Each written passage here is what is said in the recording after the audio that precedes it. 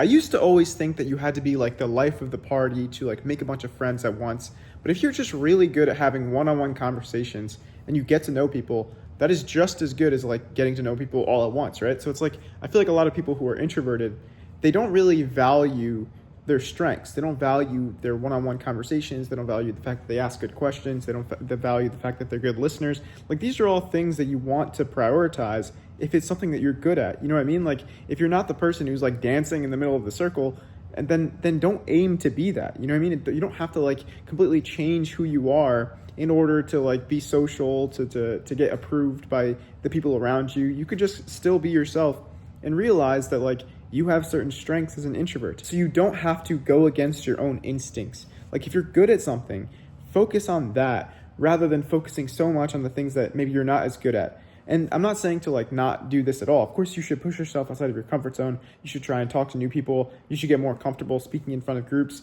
These are all skills that you can develop, but it doesn't have to be like the core of your personality. I think a lot of people, when they try and become more social, they try to like completely change their personality, when in reality, all you have to do is like figure out what you're good at, figure out the things you can improve on, focus on those things a bit. You don't have to like completely change as a person. What you need to do is you need to just, try new things, have interesting conversations. Like, I feel like so much of the advice online is telling you how to like own the room, be the most charismatic person in the room, when in reality, you just really need to be really comfortable with yourself, because confidence comes from being comfortable with yourself. You don't have to be loud and like obnoxious and like go against all of the things that you like to do. So it's like you don't need to focus on that.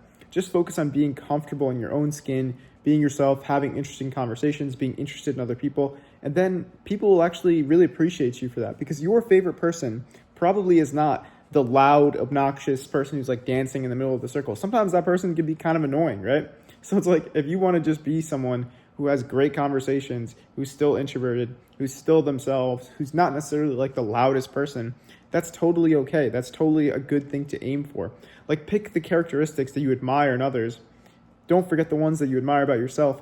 Put it all together and then aim to be like that person. And that person probably is not incredibly different than who you are now, right? Because it's gonna have some things that you're like just naturally inclined to do, like having one-on-one conversations rather than being the life of the party, rather than dancing in the middle of the circle, whatever it is.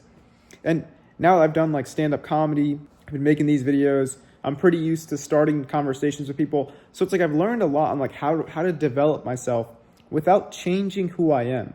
And I think that's so important. It's important to develop yourself without changing like the core of the things that you like about yourself and others. Don't change that.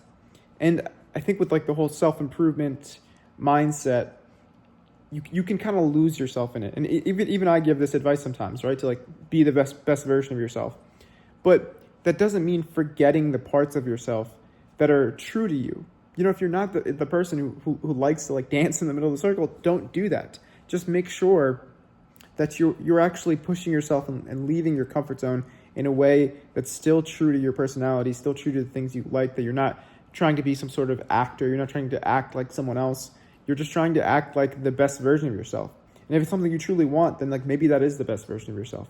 But the point I'm making is you don't have to completely change as a person to develop yourself socially or really in any other way. But you do have to make progress. You do have to push yourself outside of your comfort zone. You do have to take small steps. You do have to like be consistent and try and get better. But it's not about completely changing the things that you already like about yourself. And listen, developing your social skills while remaining authentic, I'm not saying that's easy. Of course, it takes time and effort to like start putting yourself out there more, to start being consistent in things that you want to do that involve social skills. Maybe it's making videos, maybe it's meeting new people, maybe it's performing on stage, whatever it is. I'm not saying it's going to be easy to do those things and still like remain completely authentic. It takes like time and effort. So even though it won't be easy, I think it'll be worth it. Life's not easy, but it's worth it. Take care.